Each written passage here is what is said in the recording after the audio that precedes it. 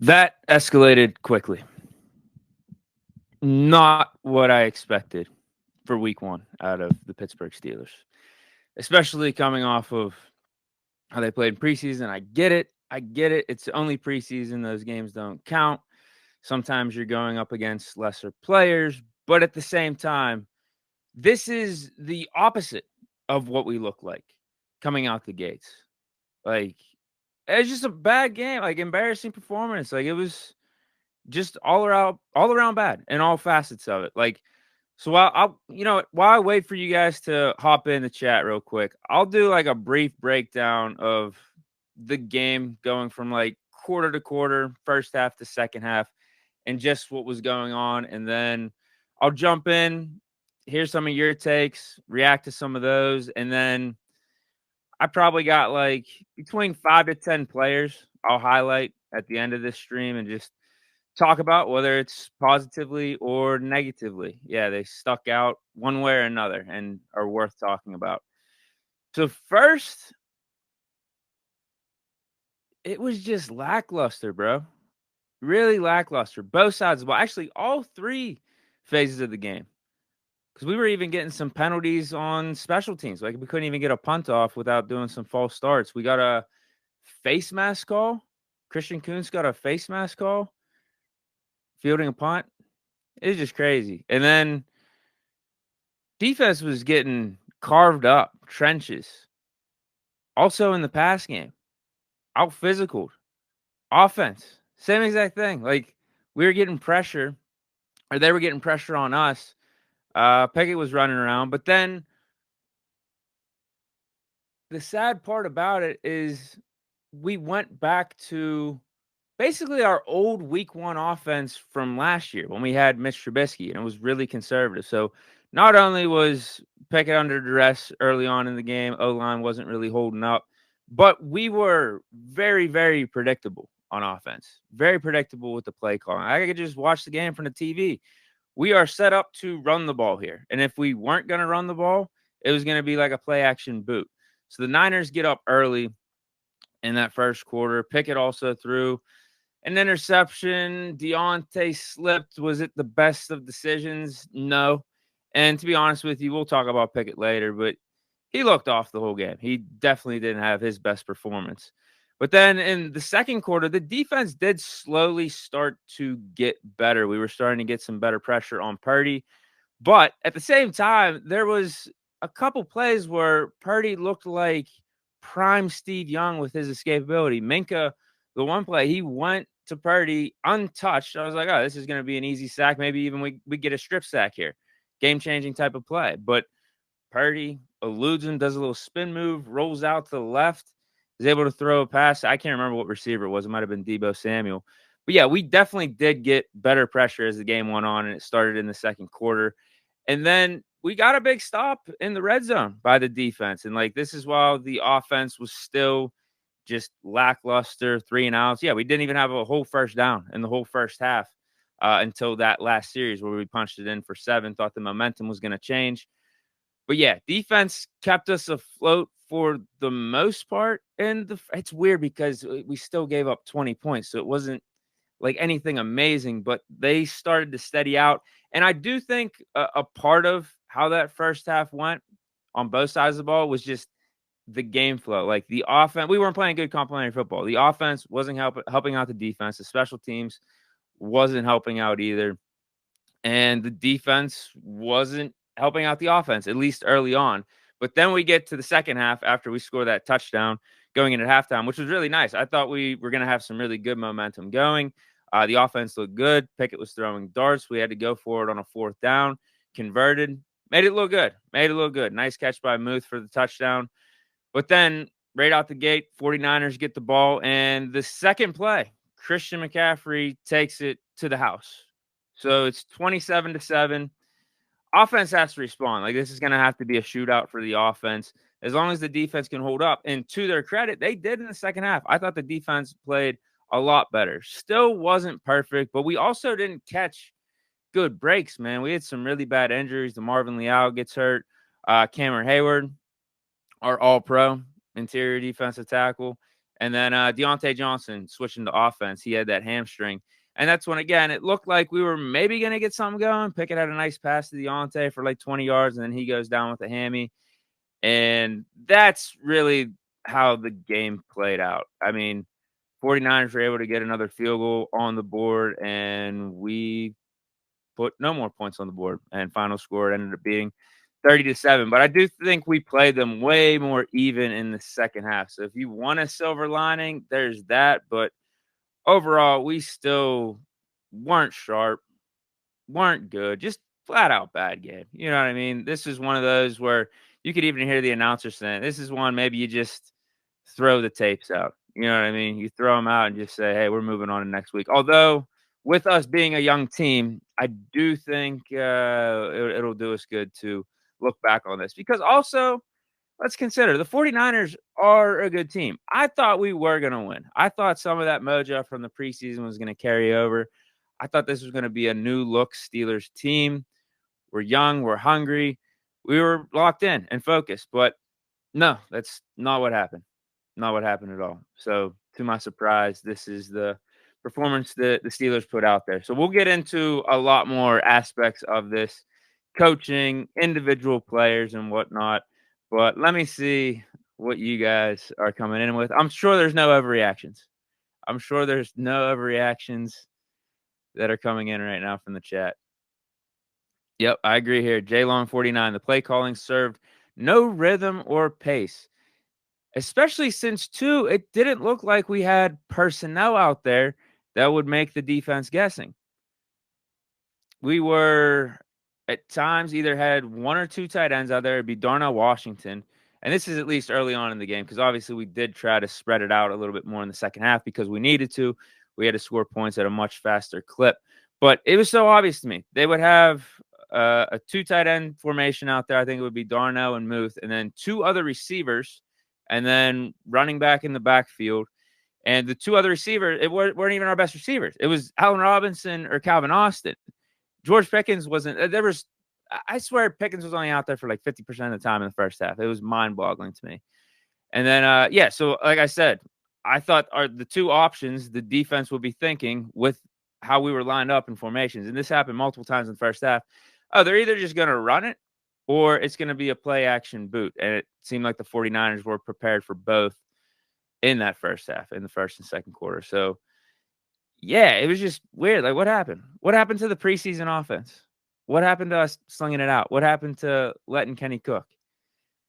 Just wasn't the case. And again, I don't think Pickett was sharp. He missed some throws, but our offense got better. It seemed anytime we did no huddle, we did up tempo, 2-minute drill. Like Pickett was out there, controlling some things. So I don't know. I don't know what the offense is going to look like now. I just didn't think we were going to go backwards in a way to the Mitch Trubisky Steelers offense. And hey, even last year or towards the end of the year last year, we were more conservative on offense, but the running game was working. And that was winning games. We were controlling the clock. Pickett was making plays when we needed him to. So it was just a different style. But for this game, you get down early so quick. It's like, it's time. Let's do some 4-5 wide. Let's have Pickett try to pick them apart. But even playing off what I was saying about the offensive line, though, and what they were giving Pickett in the first half, there were spurts that it wasn't pretty there either. And going back to game flow, that's what stunk too, because we got down early and you did feel like we had to start passing. But when we did, the 49ers just knew, and they would just come in and tee off on us. And someone like Bosa would get to Pickett within a couple seconds. Like our O-line it wasn't there for us today. And they weren't opening up running lanes for the running backs. But again, I don't know how much of that has to do with the play calling predictability. If I had to lean one way, it felt more like a play calling issue. But yeah, thank you for that comment. Picket Fence says this O-line still isn't good. Yeah, I thought they'd be better. But it's a long series. It's a long season. It's week 1. 49ers are a good team. They have one of the best, if not, one of the best defensive lines in the league. I'd put us up there, but after today's performance, it's tough to say that. Although we got TJ Watt. TJ Watt. Thank God he is on the Steelers because he was single-handedly keeping us in that game in the second half. When the offense continued to stall out, we had to put the defense back on the field. TJ Watt would get a sack, and then 49ers punted to us. But again, offense stalled out. And then TJ gets a strip sack. He's just like, he did like the Thanos. Fine, I'll do it myself. Offense, here's the ball back again. Please do something. But they could not, unfortunately. It was just a bummer of a game. It's just a bad weekend for Pittsburgh football, man. Bad weekend. Pitt Cincy last night. That was ugly. That was ugly. What offense between the Pitt Panthers and the Steelers had a more ugly performance?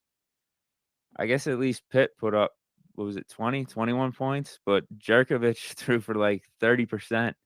The weirdest stat line I've ever seen. He threw for like 30%, but then had like 3 touchdowns. That was bad. That was bad. Let's see what else we got here. Goodfellow Williams says Levi Wallace can't cover. Start JPJ. Yeah, you know what? Let me talk about some secondary players. Pat P, Levi Wallace. Underwhelming.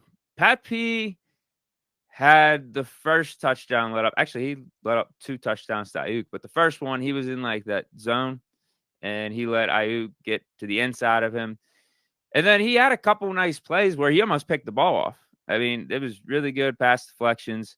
But then there was the touchdown he gave up the second time to Ayuk. Good coverage, but just a bummer. And then there were too many times it felt like he was around where passes were getting completed. So not the best of showings for Pat P in his Steelers debut. And then Levi Wallace, yeah, just too much separation given up. Our secondary in general.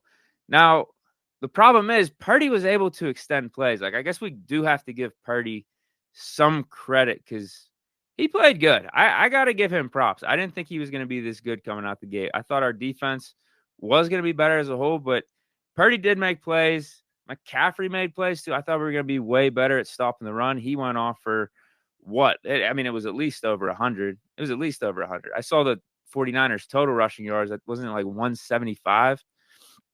So McCaffrey was definitely over 100 there. And yeah, you know what? Going back to the offense, the play calling being predictable. I know a lot of you guys are bringing it up in the chat, but I also think that too. It was just such a night and day comparison seeing the Kyle Shanahan offensive scheme versus what we were doing. It was like we were in the Stone Ages. Kyle Shanahan was in the modern NFL with the stuff that he was dialing up. The stuff that we were putting out there was just uninspiring on the offensive end. This is another one too. My homie Steele. Inside linebackers look sus in coverage. Yeah, that wasn't pretty either. I thought Quan Alexander should have been playing more early on, but we did start to get him in the game. He was the one guy out of the inside linebacker core that stuck out to me. Atlanta Roberts, he's good in the run. Holcomb, yeah, had some tough moments. There was that one where Purdy basically threw it right to him, but took a very, very bad angle on the ball, and the 49ers receiver was able to just cut across the middle and snatch it from Holcomb. Yeah, inside linebackers left more to be desired. Really on defense. So, again, going back to just like individual players and stuff to call out. Outside of TJ Watt, Highsmith, did anyone have a really good performance on defense?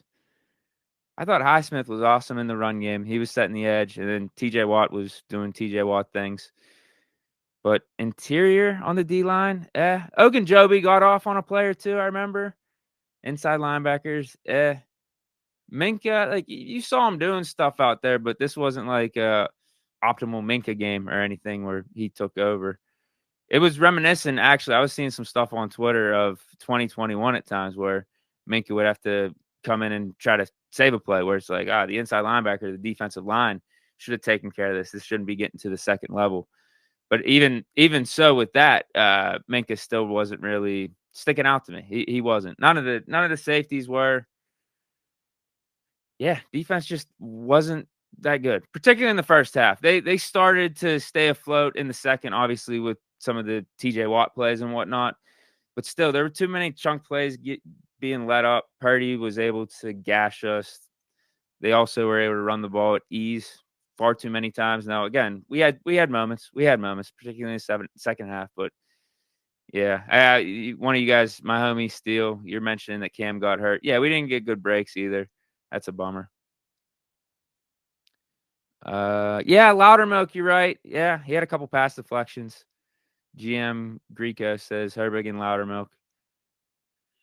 Oh man. Oh man. The fans union's already putting up an over under for Kenny's touchdown total 14. I will still take the over.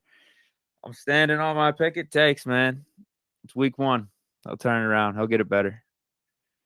He will get it better.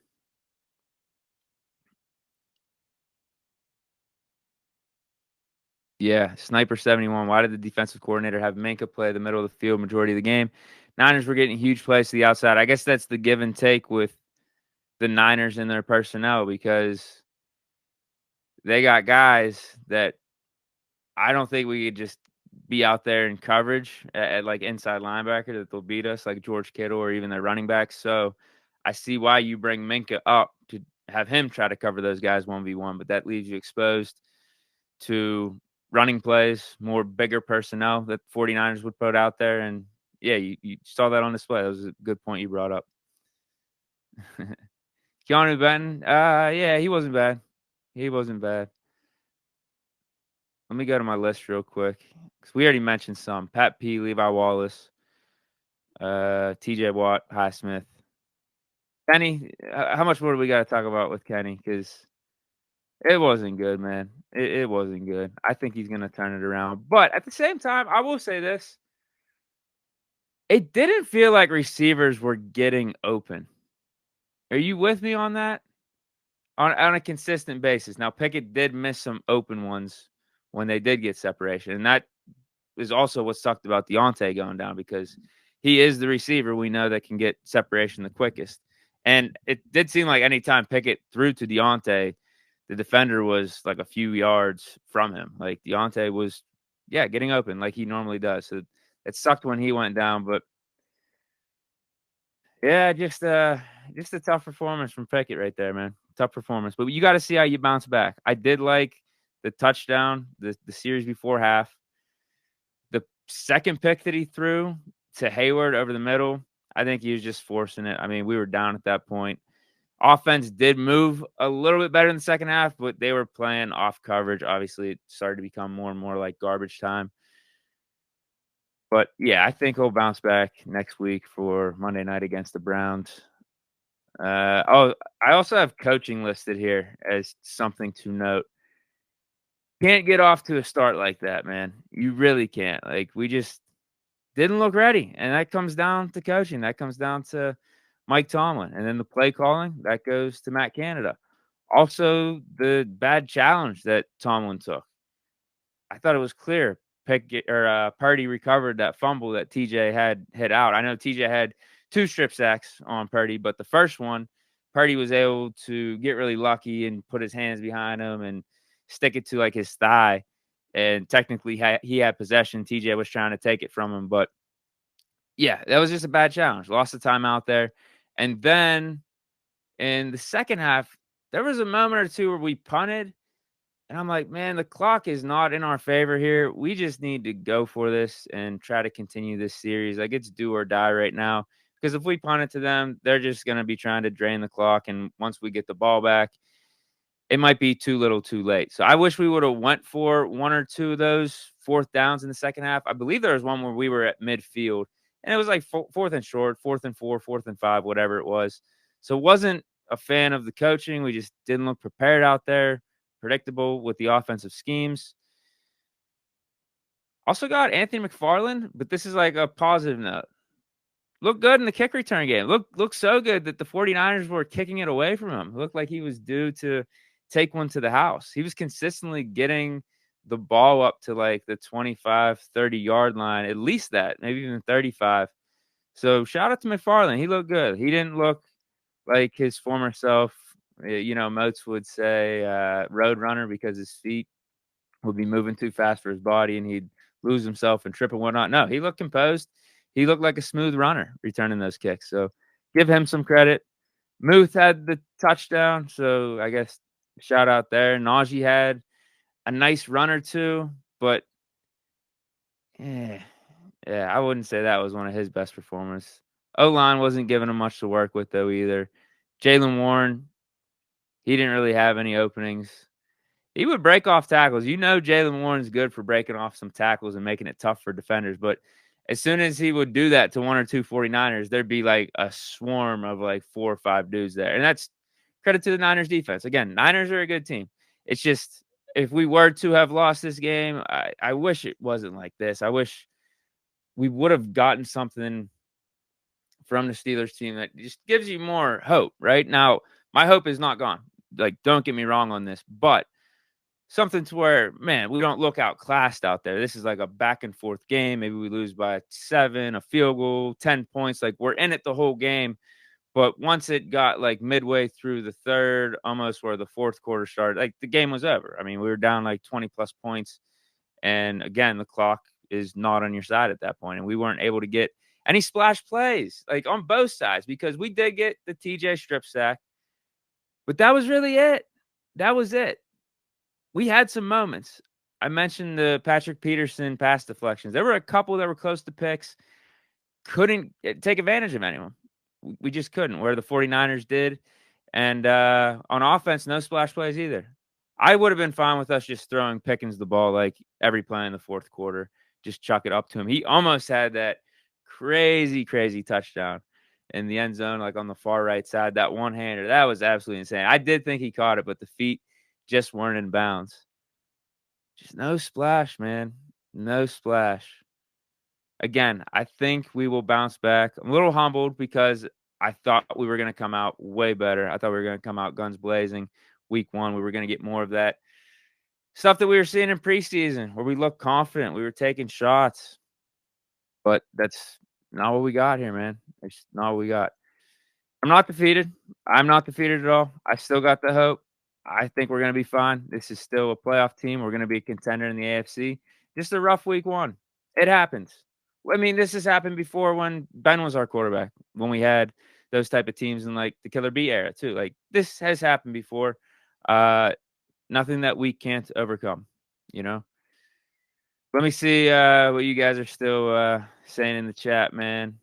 Yeah, just again, rough weekend for Pittsburgh football. Rough start to Sunday. Like we still got football. Like I'll be watching football rest of the day, but it always hits better after a Steelers win. You know what I mean?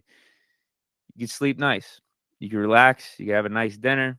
Just knowing Steelers 1-0. We're good. We're on our way.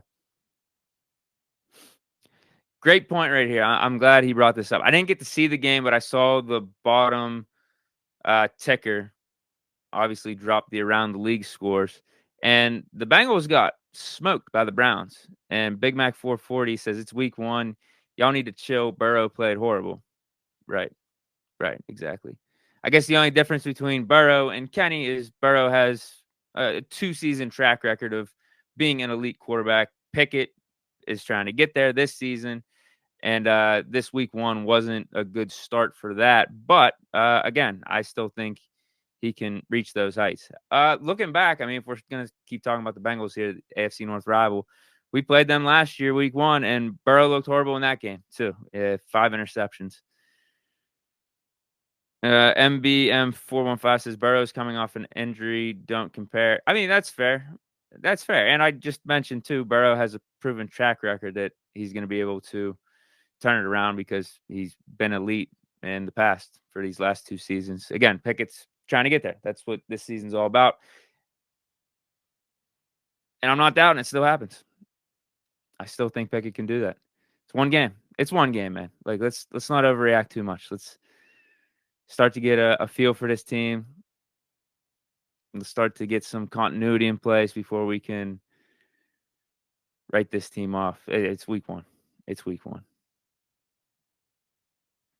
Oh, no way. Yade World says, hey, man, I literally broke my TV. Man. Sorry about that. What'd you throw at it? How'd you break it?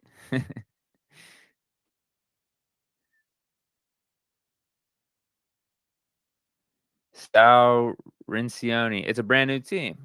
Another good call. I thought The momentum from the end of last year, though, the preseason momentum, the chemistry Pickett was building with the receivers in the offseason, all the good stuff we were seeing, the great draft that we had, the great free agency pickups we had.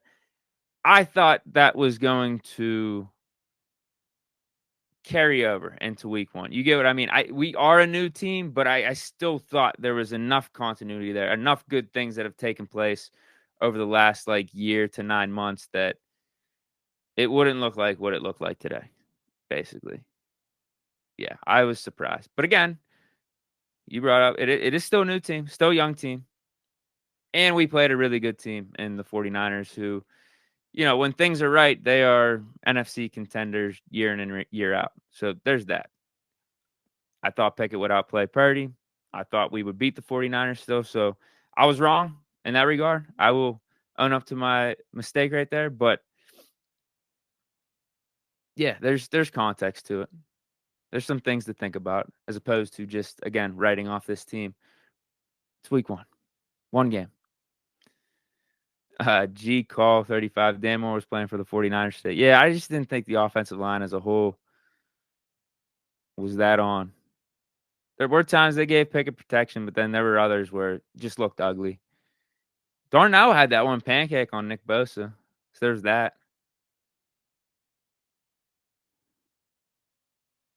Big Mac 440. At least TJ outplayed Bosa, showing the 49ers they overpaid. Bosa did look good out there. Yeah, TJ Watt did prove, in my opinion, that he is the better edge rusher. He is already on good pace for Defensive Player of the Year right now, 3 sacks in one game. But Nick Bosa is still good. Let's not. And yeah, you bring up overpaid. Yeah, compared to TJ, they overpaid for Bosa because I think TJ is the better player. But at the same time, it's one of those weird things with the market. TJ got his deal a couple years ago, and then there's always inflation with the market. Like some of these QB deals that have been happening. Justin Herbert is paid higher than Patrick Mahomes. Who else? Jalen Hurts just got his big deal, paid higher than Patrick Mahomes. So like they are overpaid, but it's also just where the market is for elite players at their respective positions. I just went over quarterback, but also edge rusher. Yeah, it goes up. It goes up. So I do think he got like, I'll say this, he got like what, 34, 35 million a year. TJ's getting around like 29. Yeah, he's probably like $1 million or $2 million overpaid. I'm with you on that. Oh, did you watch the Browns game? Joey Baptista says Watson looked terrible. They beat the Bengals pretty good. Was it more just because Burrow was so bad? Was he throwing picks or something? And the Browns, despite Watson playing bad, were able to just get the dub because of that. Yeah, Sal Renciano says, I'm sick of everyone saying fire Tomlin. He's one of the best coaches in the NFL, hands down. Yeah, he is. I don't think it was a good coaching job for today, though. I don't know if the players necessarily helped out the coaching either, but it was just bad everywhere, man. It was just bad everywhere. Coaching, offense, defense, play calling. Yeah, we got Monday night against the Browns, man. We got Monday night against the Browns. This was an NFC game, too. We start our AFC slate next week, AFC North slate in particular. So, yeah, we're going to get on the right track. Monday Night Football, man. We'll get back on it. The only Glenn says Broderick Jones didn't do too bad. Yeah, fair. He didn't let up any bad plays. Romeo and Julietta says, thinking Kenny was going to be a top 5 quarterback was an overreaction. No, it's not. No, it's not. I'm not backing down. I'm sticking with it. He's going to get in the elite class. Not backing down. It's a bad game today. I got to call it how it is. But we'll be fine. NY Steelers 7. I agree with this one. They need to just get Pickens the ball at least 10 to 12 times a game. Yeah, we got to feed him more. Definitely do.